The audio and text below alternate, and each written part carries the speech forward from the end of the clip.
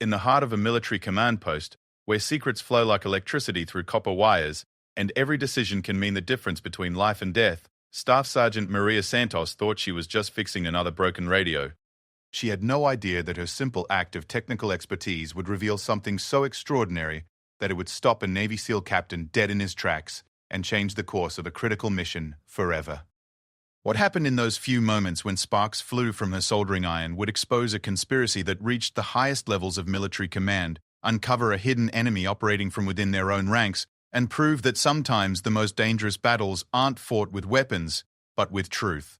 This is the story of how one woman's dedication to her craft accidentally intercepted a signal that was never meant to be heard, and how her discovery would either save hundreds of lives or destroy everything she had worked to protect. Staff Sergeant Maria Santos wiped the sweat from her forehead with the back of her gloved hand, leaving a small smudge of grease across her dark skin. The command post hummed with activity around her, but she had learned to block out the constant chatter of radio communications, the clicking of keyboards, and the shuffle of boots on concrete floors.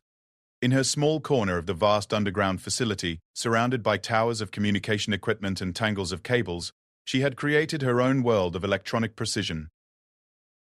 The radio unit in front of her had been giving the communications team trouble for 3 days.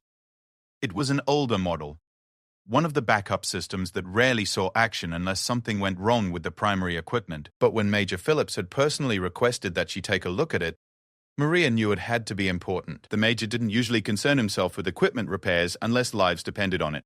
She carefully removed the back panel of the radio, exposing the intricate network of circuits, resistors, and vacuum tubes inside. The smell of old electronics and metal filled her nostrils, a scent that had become as familiar to her as her own perfume.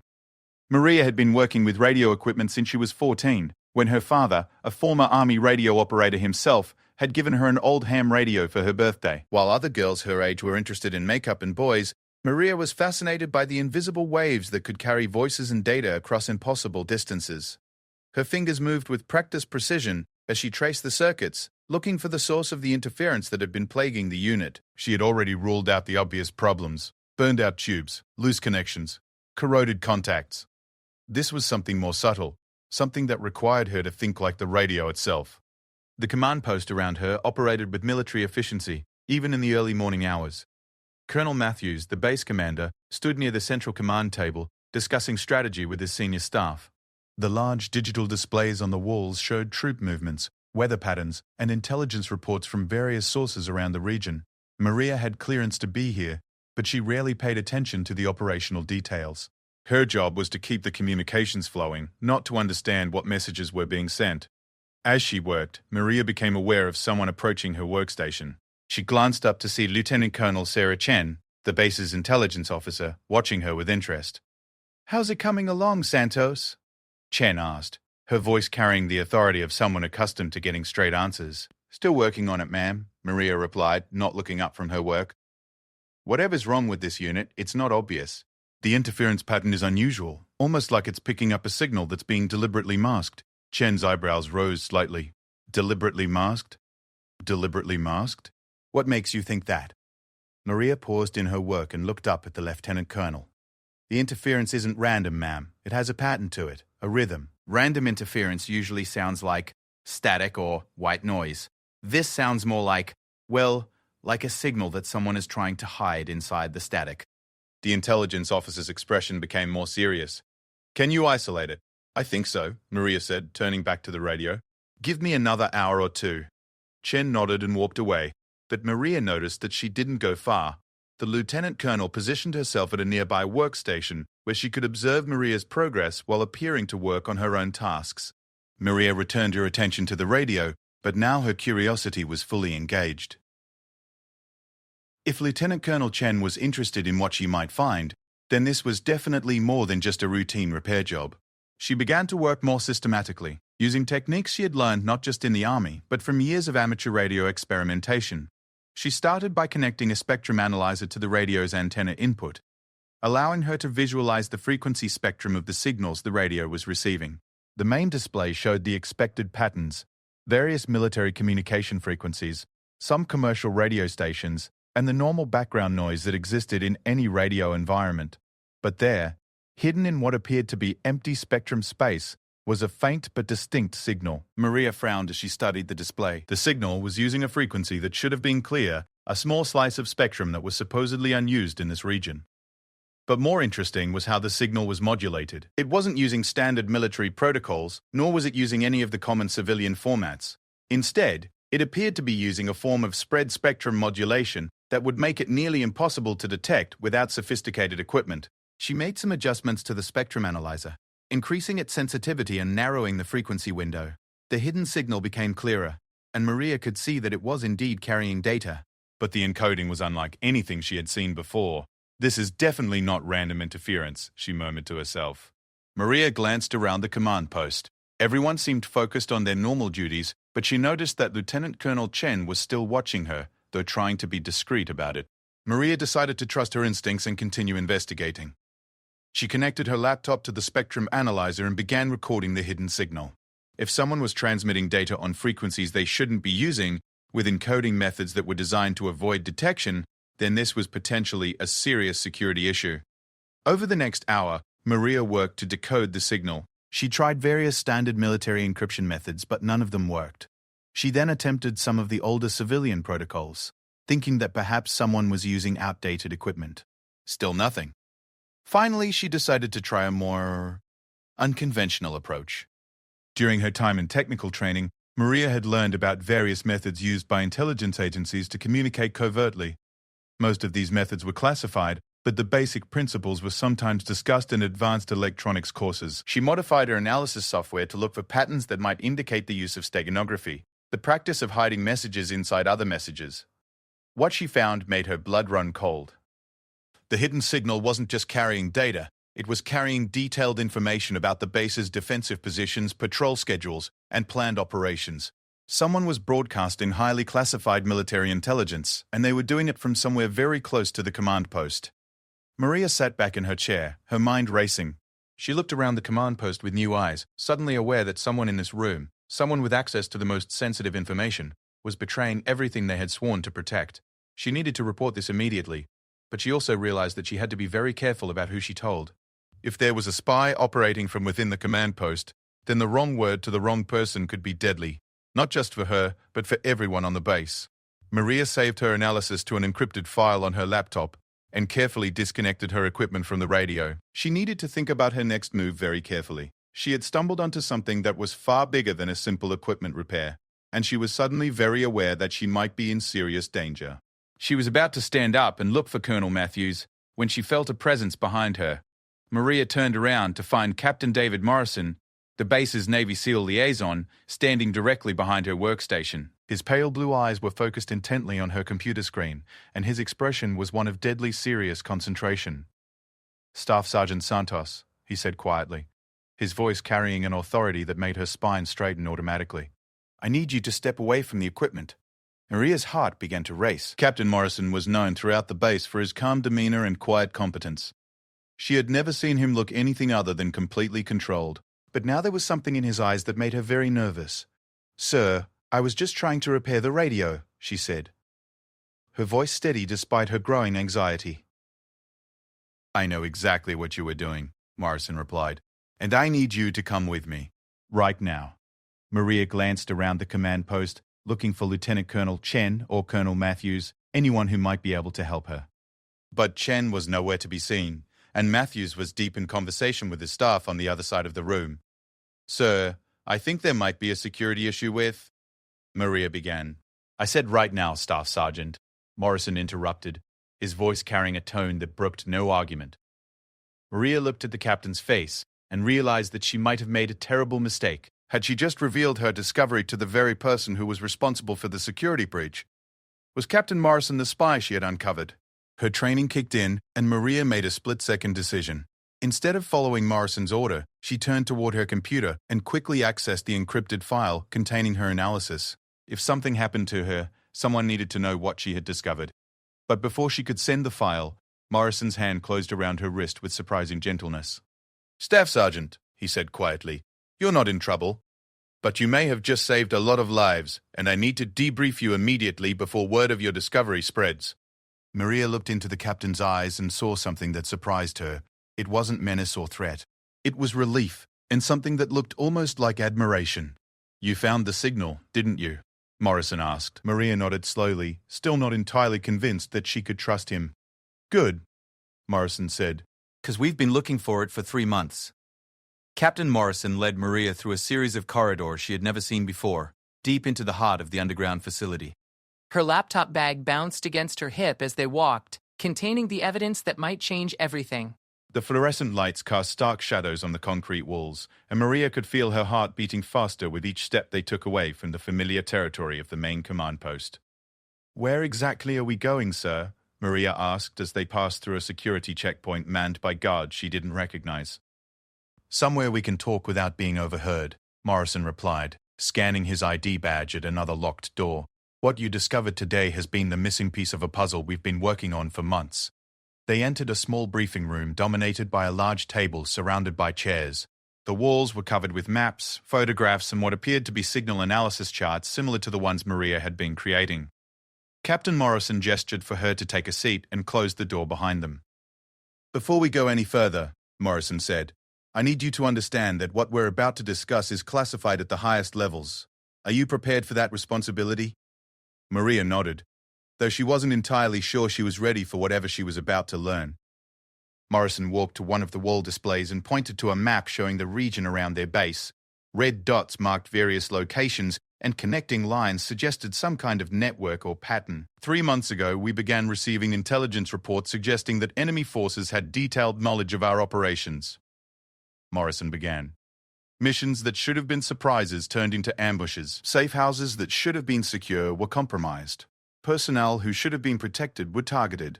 Maria studied the map, beginning to understand the scope of what Morrison was describing. "At first, we thought it might be human intelligence," Morrison continued. "Someone inside our organization feeding information to the enemy. But the intelligence was too detailed, too current. It included information that was only discussed in the most secure environments. Like the command post," Maria said. "Exactly like the command post." Morrison turned to face her. "We brought in counterintelligence specialists, polygraph experts, communication security teams. We couldn't find any evidence of a human spy, but the leaks continued."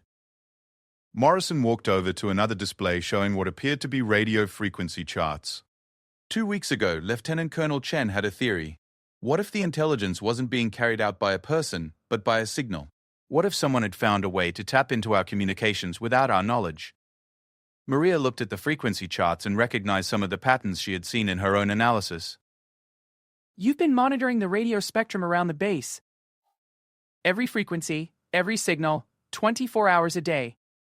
Morrison confirmed, but we couldn't find anything. The spy, whoever they were, was too good at hiding their transmissions. Until I accidentally stumbled onto it while trying to fix a radio, Maria said. Morrison smiled for the first time since they had met. Your accident was the break we needed. The signal you found is definitely carrying classified information. And now that we know what to look for, we can track it to its source. Maria opened her laptop and accessed the encrypted file containing her analysis. Sir, I recorded the signal and did some preliminary analysis. The data being transmitted includes patrol schedules, defensive positions, and what looks like operational planning information. Morrison studied the information on Maria's screen with the intensity of someone whose life might depend on understanding every detail. This is extraordinary work, Staff Sergeant. How long would it take you to triangulate the source of the signal? With the right equipment, maybe a few hours, Maria replied. But sir, I have to ask, if you've been investigating this for months, why wasn't I briefed earlier? I have the clearance and the technical expertise. Morrison's expression became more serious, because until today, we weren't sure who we could trust. The person responsible for this signal has access to the most sensitive information on the base. They could be anyone, including someone in the communications section. The implication of Morrison's words hit Maria like a physical blow. She had been considered a potential suspect in a case involving the betrayal of her fellow soldiers. Sir, I would never, she began. I know that now, Morrison interrupted. Your reaction to discovering the signal, the way you analyzed it, the fact that you tried to report it, all of that tells me you're not involved. But we had to be careful. Maria felt a mixture of relief and anger. Relief that she was no longer under suspicion, and anger that she had been suspected in the first place. But she also understood the logic behind Morrison's caution. "What's our next step?" she asked. Morrison walked back to the map on the wall. "We need to find the source of that signal, and we need to do it without alerting whoever is responsible. If they realize they've been discovered, they'll either change their methods or disappear entirely. And if they disappear, the leaks continue," Maria said. "Worse than that," Morrison replied. "We have a major operation planned for next week. If the enemy knows about it in advance, we could lose a lot of good people." Morrison opened a folder and pulled out several photographs. "These are satellite images of the area around the base taken over the past month. We've been looking for any signs of unusual activity, new construction, vehicles that don't belong." Maria studied the photographs carefully. She had always been good at seeing patterns, whether in electronic circuits or visual information. After a few minutes, she noticed something that the investigators might have missed. "Sir, look at this," she said, pointing to one of the photographs. "This area here shows some kind of disturbance in the ground, like something has been buried." Morrison examined the area Maria had indicated. "It's about 2 miles from the base, in a location that would have line of sight to our antenna arrays. If someone wanted to intercept our communications, that would be a good place to do it," Maria agreed. "They could set up equipment underground, run it on batteries or a small generator, and it would be almost invisible." Morrison gathered up the photographs and maps. "We need to investigate that location, but we have to be smart about it. If there is equipment there, it might be monitored. If we approach it in the wrong way, we could alert whoever is responsible." "What did you have in mind?" Maria asked. "A reconnaissance mission," Morrison replied. "Just you and me, tonight, after dark. We go in quiet, take a look around, and see what we can find." Maria felt a surge of excitement mixed with fear. This was far beyond anything she had expected when she started her day trying to fix a broken radio. But she also knew that she was probably the only person on the base who could properly analyze whatever equipment they might find. "I'll need some specialized gear," she said. "Spectrum analyzers, signal detection equipment, tools for disabling transmitters without destroying them." Morrison nodded. "I'll get you whatever you need." "But Maria..." He paused and looked directly into her eyes. "This mission is extremely dangerous. If we're right about what we'll find, then we're going up against someone who has been successfully evading military intelligence for months. They won't hesitate to kill us if they think we're a threat." "I understand the risks, sir," Maria replied. "But I also understand that if we don't stop this, more of our people are going to die." Morrison extended his hand to her. "Welcome to the team, Staff Sergeant." As Maria shook the captain's hand, she realized that her quiet life as a communications technician was about to become much more complicated. But she also knew that she had the skills and knowledge needed to solve this puzzle, and she was determined to see it through. The rest of the afternoon was spent in preparation. Morrison arranged for Maria to have access to the specialized equipment she would need, while she studied satellite images and communication logs to better understand the scope of the security breach. As evening approached, Maria found herself thinking about the soldiers who were depending on their communication systems to keep them safe. Somewhere out there, an enemy was listening to their most private conversations, learning their plans, preparing to use that information to kill them. She thought about her father, who had taught her to love radio technology, and about the oath she had taken when she joined the army. She was about to put her life on the line to protect her fellow soldiers, using skills that had started as a hobby and grown into a passion. As the sun set over the base, Maria made her final preparations for what might be the most important mission of her career. The night air was crisp and clear, as Maria and Captain Morrison made their way across the rugged terrain 2 miles from the base.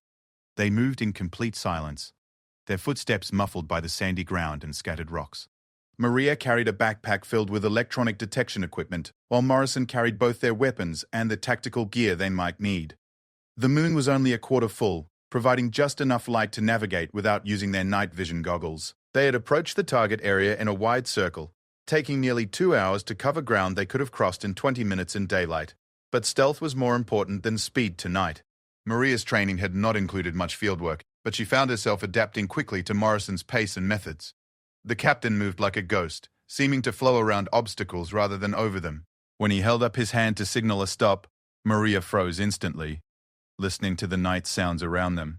"We're about 200 meters from the target area," Morrison whispered into her ear, his breath warm against her skin. "From here on, we communicate only by hand signals unless it's an emergency."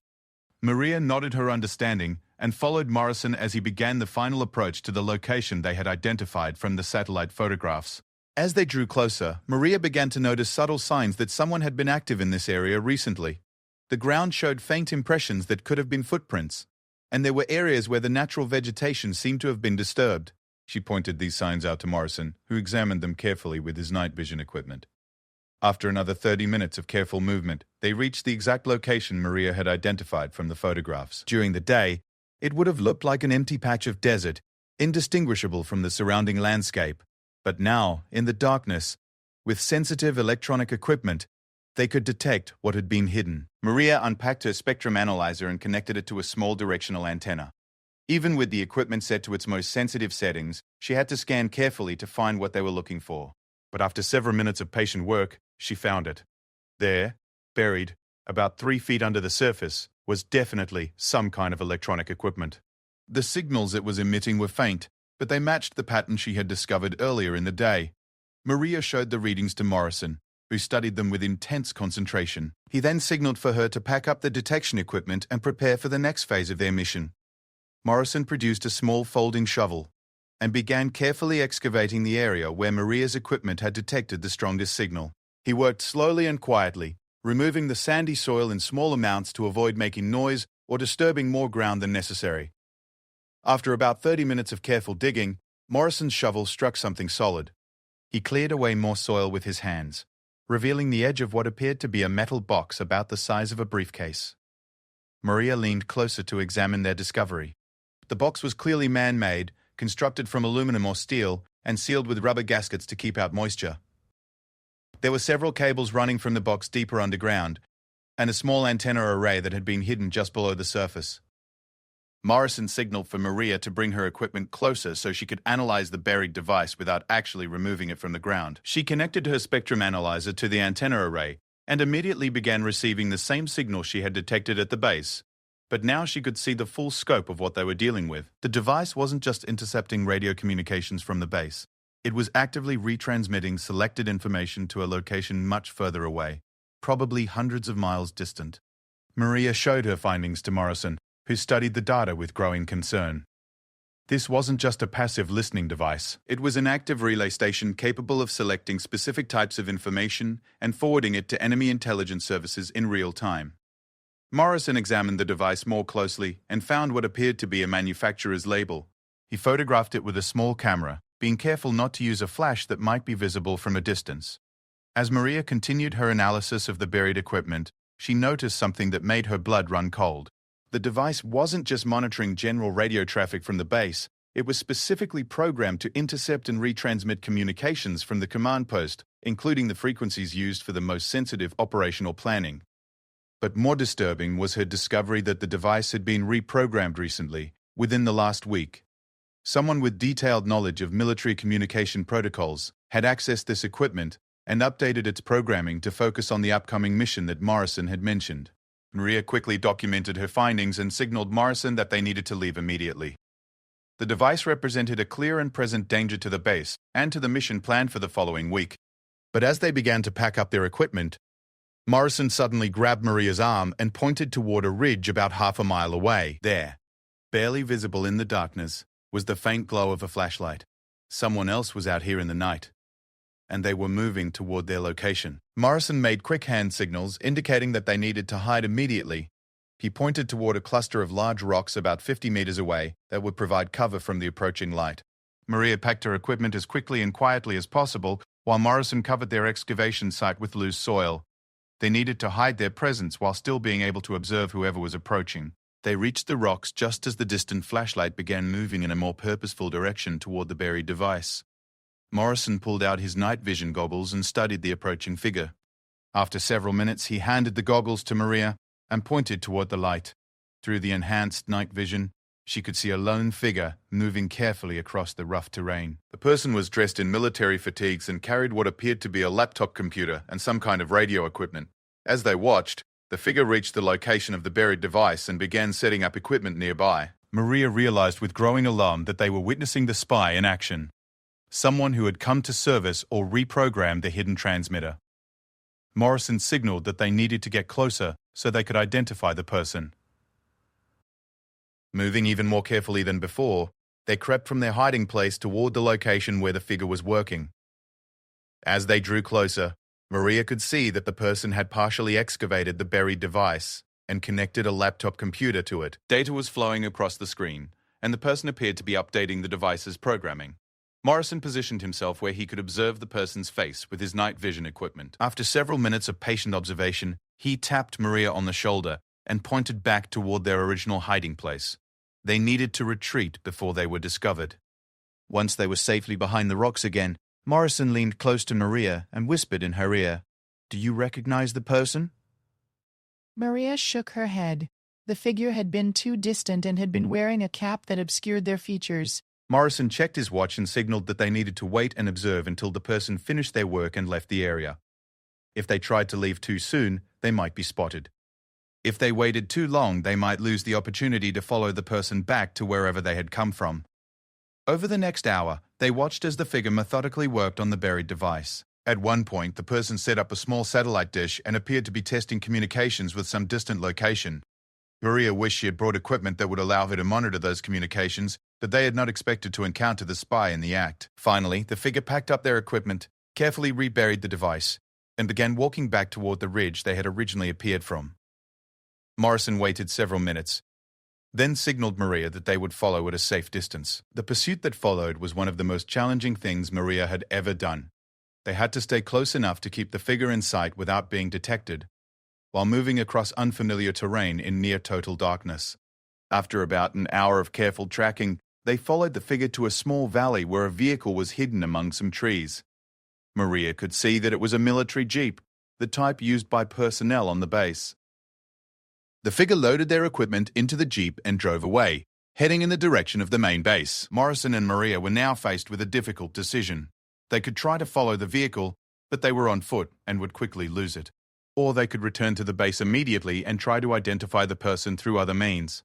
Morrison chose the second option.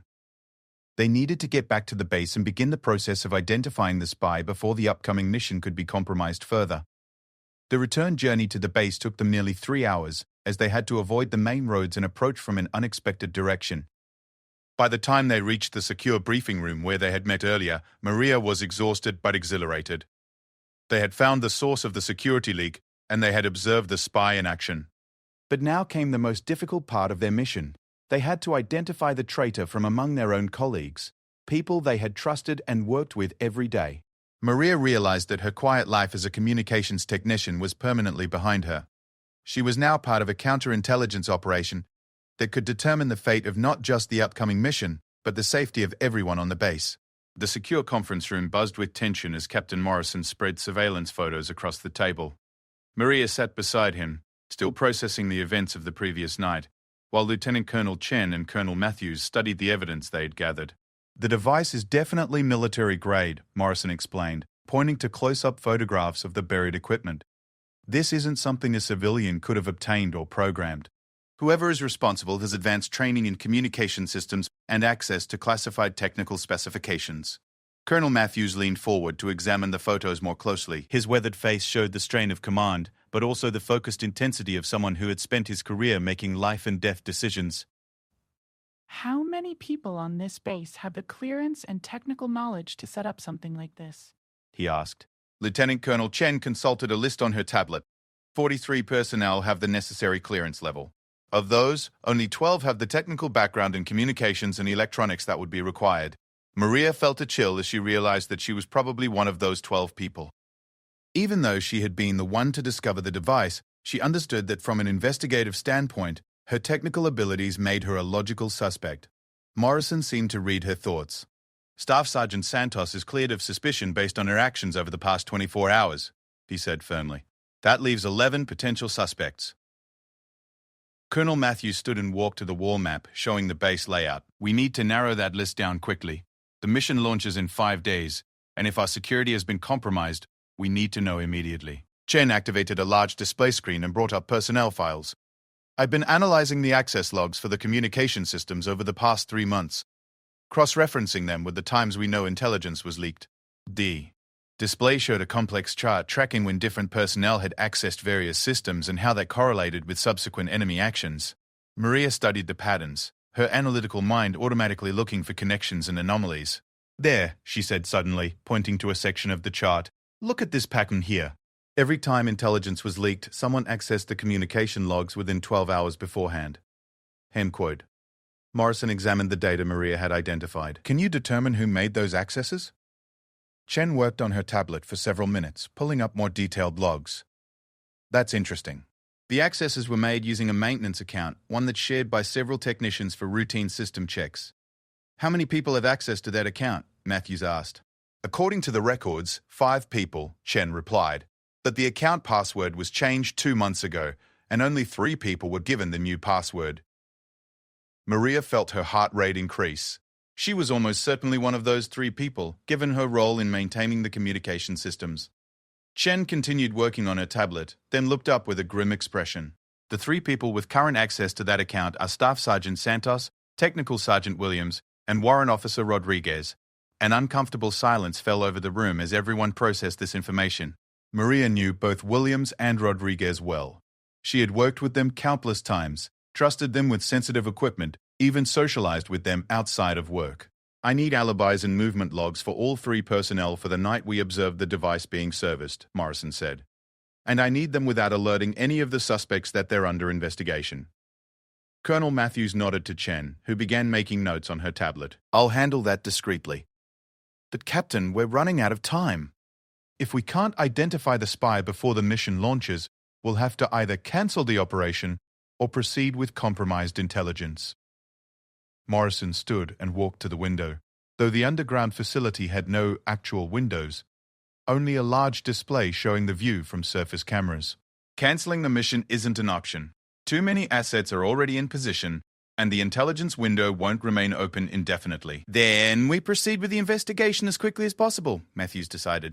Staff Sergeant Santos, I need you to work with Captain Morrison to analyze every piece of evidence we have. Your technical expertise may be the key to solving this.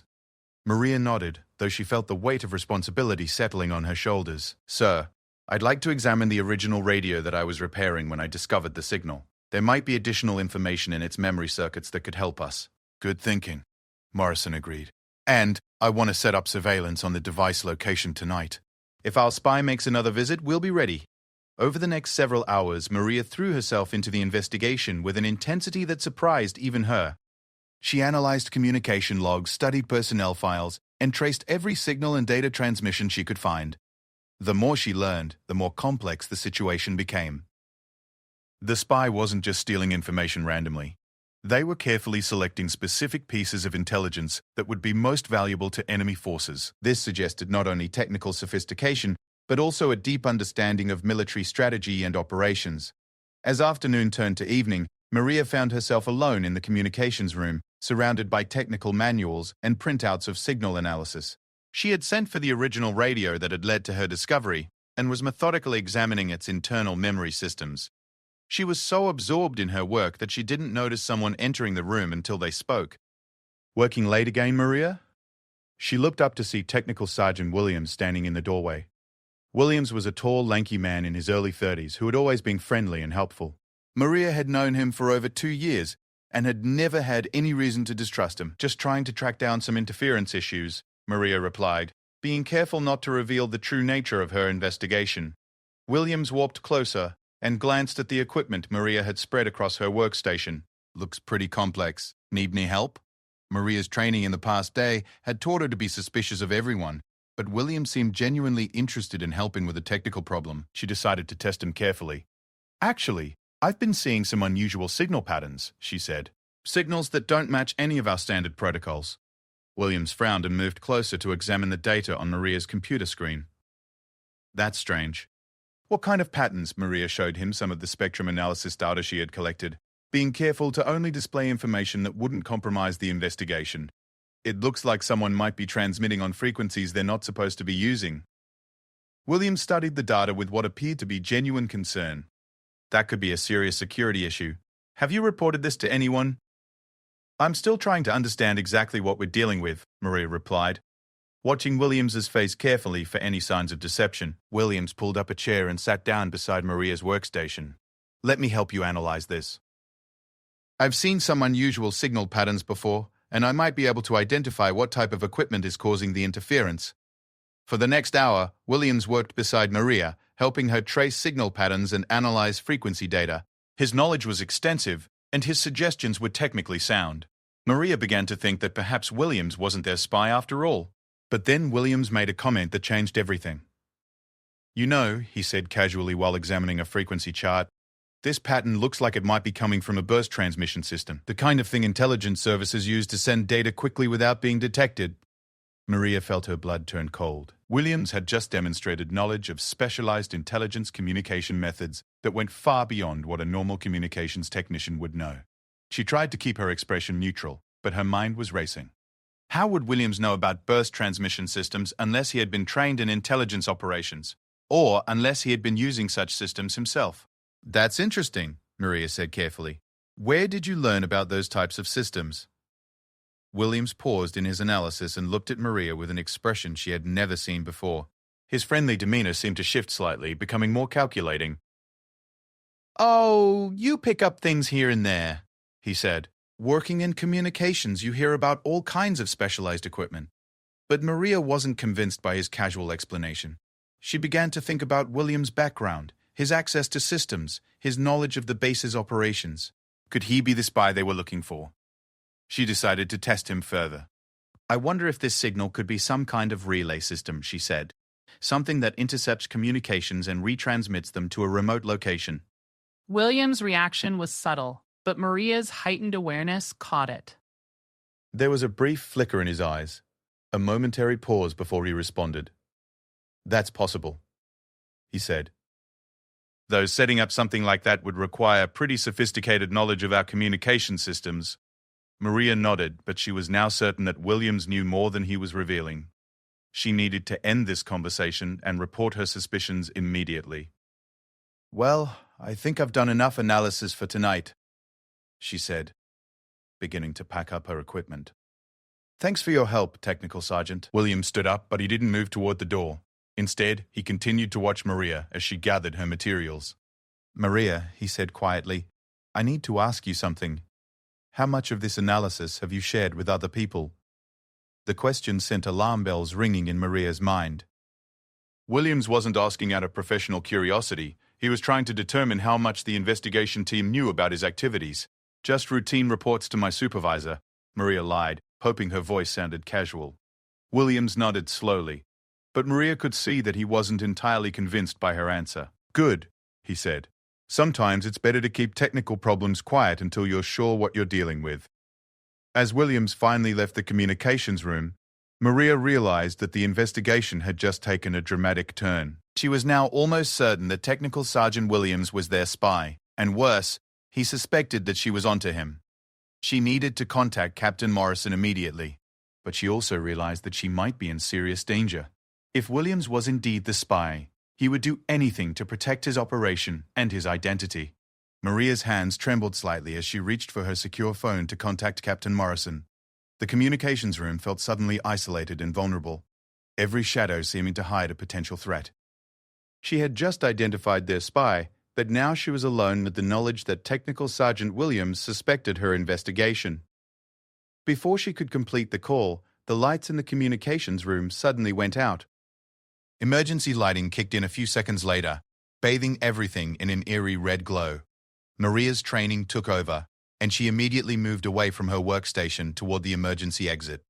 But as she reached the door, she found it locked from the outside. Someone had deliberately trapped her in the communications room.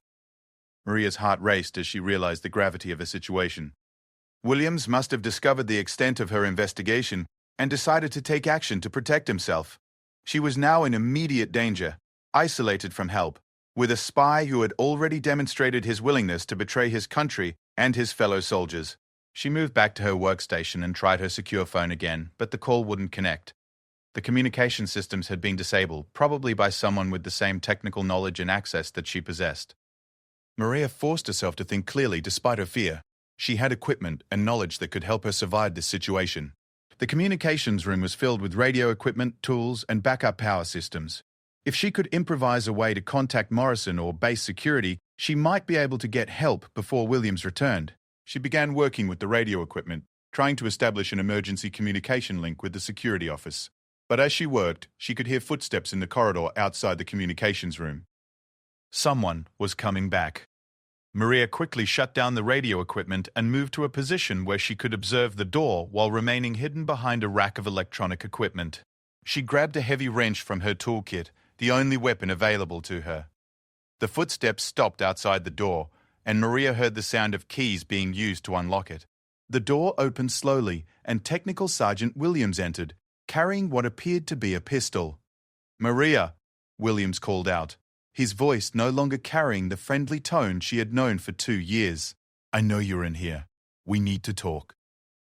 Maria remained hidden behind the equipment rack, trying to control her breathing so Williams wouldn't hear her. She could see him moving carefully through the room, checking behind workstations and equipment cabinets. "I know you figured out what I'm doing," Williams continued, his voice echoing slightly in the large room. "Your investigation was very thorough, too thorough for your own good." Williams moved closer to Maria's hiding place, and she realized that he would discover her within minutes. She had to act quickly if she was going to survive this confrontation. "I didn't want it to come to this," Williams said. "I actually like you, Maria. You're a good technician and a decent person. But you've discovered something that puts a lot of people at risk." Maria gripped the wrench tighter and prepared to defend herself. But then Williams said something that completely changed her understanding of the situation. "The people I work for aren't the enemy, Maria. They're American intelligence, and the operation you've discovered is authorized at the highest levels." Maria's mind reeled as she processed what Williams had just said. Could the entire investigation have been based on a misunderstanding? Was Williams actually working for American intelligence rather than enemy forces? "I can see that you're confused," Williams continued, apparently sensing Maria's uncertainty even though he couldn't see her. "Let me explain what's really happening here." Despite her fear, Maria found herself wanting to hear Williams' explanation. If he was telling the truth, then everything she thought she knew about the situation was wrong. Williams holstered his pistol and sat down on one of the equipment cabinets where Maria could see him clearly. "The device you discovered is part of a counterintelligence operation. We've been feeding false information to enemy agents, making them think they're successfully intercepting our communications." Maria listened carefully to Williams' explanation, trying to determine whether he was telling the truth or simply trying to manipulate her. "The signals you analyzed weren't carrying real intelligence," Williams continued. "They were carrying carefully crafted disinformation designed to mislead enemy forces about our actual plans and capabilities." If William was telling the truth, it would explain many of the things that had puzzled Maria about the investigation. The sophisticated nature of the equipment, the careful selection of information being transmitted, even William's knowledge of specialized intelligence communication methods. "But why wasn't I briefed about this operation?" Maria asked, finally revealing her location but remaining ready to defend herself. Williams turned toward her voice with an expression of relief on his face. "Because the operation required complete secrecy to be effective. Even people with high security clearances couldn't know about it unless they were directly involved." "Then why are you telling me now?" Maria asked. "Because your investigation has been so successful that it's threatening to expose the entire operation," Williams replied. "Captain Morrison and his team think they're hunting a spy, but they're actually about to destroy a vital intelligence operation." Maria stepped out from behind the equipment rack, though she kept the wrench in her hand. "If what you're saying is true, then why didn't you just explain this to Captain Morrison?" Williams' expression became more serious. "Because Captain Morrison doesn't have the clearance to know about this operation. The counterintelligence program is compartmentalized at a level above his access." "Then who does have that clearance?" Maria asked. Before Williams could answer, the door to the communications room burst open, and Captain Morrison entered with several armed security personnel. They had their weapons drawn and immediately focused on Williams. "Step away from Staff Sergeant Santos," Morrison commanded. "Now." Williams slowly raised his hands and moved away from Maria. "Captain Morrison, you're making a mistake. This entire situation is not what you think it is." "We know exactly what this situation is," Morrison replied. "You're a spy who has been feeding classified information to enemy forces." Williams looked directly at Morrison with an expression of frustrated determination. "I'm a CIA operative working under deep cover." "The operation you're investigating is an authorized counterintelligence program." Morrison's expression didn't change. "If that's true, then you can prove it through proper channels after you're in custody." But Williams shook his head. "There isn't time for that. The mission you're planning for next week is about to walk into a trap, and the disinformation we've been feeding will become useless if my cover is blown." Maria watched this confrontation with growing confusion.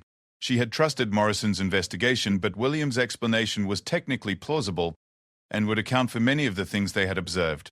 Captain Morrison, she said carefully, what if we're wrong about this? What if Williams really is working for American intelligence? Morrison kept his weapon focused on Williams, but spoke to Maria without taking his eyes off the suspected spy. Staff Sergeant, this man has been transmitting classified information to enemy forces for months. People have died because of intelligence leaks. Williams stepped forward, despite the weapons pointed at him. Captain, I can provide you with authentication codes that will verify my identity and the legitimacy of this operation, but I need access to a secure communication system. Morrison considered Williams's request for several long moments. Maria could see the conflict in the captain's face as he weighed the risks of both possibilities. If Williams was lying, giving him access to communication systems could compromise base security even further. But if Williams was telling the truth, then arresting him could destroy a vital intelligence operation and endanger the upcoming mission. Maria, Morrison said finally, I need you to set up a secure communication link with CIA headquarters. If Williams is telling the truth, they should be able to confirm his identity and the existence of his operation. Maria quickly moved to her workstation and began establishing the requested communication link. As she worked, she could feel the tension in the room building. Everyone's future depended on what they would learn from this communication. The secure link took several minutes to establish, but eventually Maria had a direct connection with CIA headquarters in Langley. Morrison approached the communication station while keeping his weapon ready. This is Captain Morrison, Navy SEAL Liaison, requesting immediate verification of the identity and operational status of Technical Sergeant Williams, currently stationed at Forward Operating Base Delta. There was a long pause before the response came through. Captain Morrison, stand by for verification. The wait that followed seemed endless. Maria watched Williams' face, looking for any sign that he was not what he claimed to be. But his expression remained calm and confident, despite having multiple weapons pointed at him. Finally, the communication system crackled with a response. Captain Morrison, Technical Sergeant Williams is a CIA operative assigned to Operation Looking Glass, a classified counterintelligence program. His activities at your location are authorized and should not be interfered with. The tension in the room immediately shifted as Morrison lowered his weapon. Maria felt a mixture of relief and confusion as she realized that their entire investigation had been based on a misunderstanding. I apologize, Sergeant Williams, Morrison said formally. We weren't briefed about your operation. Williams holstered his own weapon and nodded at Morrison. No apology necessary, Captain. Your investigation was exactly what it should have been. The fact that you identified my operation means that your security procedures are working correctly. Maria saved the communication logs and shut down the secure link to CIA headquarters. So the intelligence leaks we were investigating were actually part of a counterintelligence operation? That's correct, Williams confirmed. We've been feeding false information to enemy agents, making them believe they have successfully penetrated your communication systems. The upcoming mission they think they know about is actually a decoy operation designed to draw enemy forces away from our real objectives. Morrison sat down heavily in one of the chairs, the stress of the past few days finally showing on his face. How many people knew about this operation? Only a handful, Williams replied. The compartmentalization was necessary to maintain the credibility of the disinformation. If too many people knew it was false, the enemy would eventually figure that out. Maria looked at both men and realized that her discovery of the radio interference had accidentally uncovered one of the most sophisticated intelligence operations she had ever heard of. Her technical skills had been so effective that she had nearly destroyed a vital national security program. What happens now? She asked. William smiled at her, and for the first time since this whole adventure began, it was a genuinely warm and friendly expression.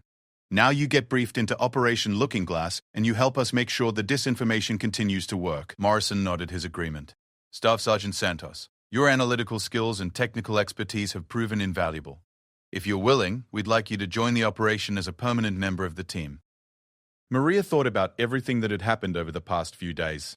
Her quiet life as a communications technician was definitely over, but she had discovered capabilities and interests she never knew she possessed. Yes, sir, she said finally.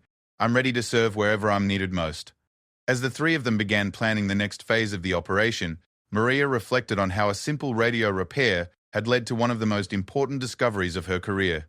She had learned that in the world of military intelligence, nothing was ever quite what it appeared to be, and the most valuable skill was the ability to see patterns that others missed. The upcoming mission would proceed as planned, but now it would serve a dual purpose. Not only would it accomplish its original objectives, but it would also continue the disinformation campaign that was keeping enemy forces confused and misdirected. Maria Santos had started the week as a communications technician, trying to fix a broken radio. She was ending it as a key member of one of the most sophisticated intelligence operations in military history.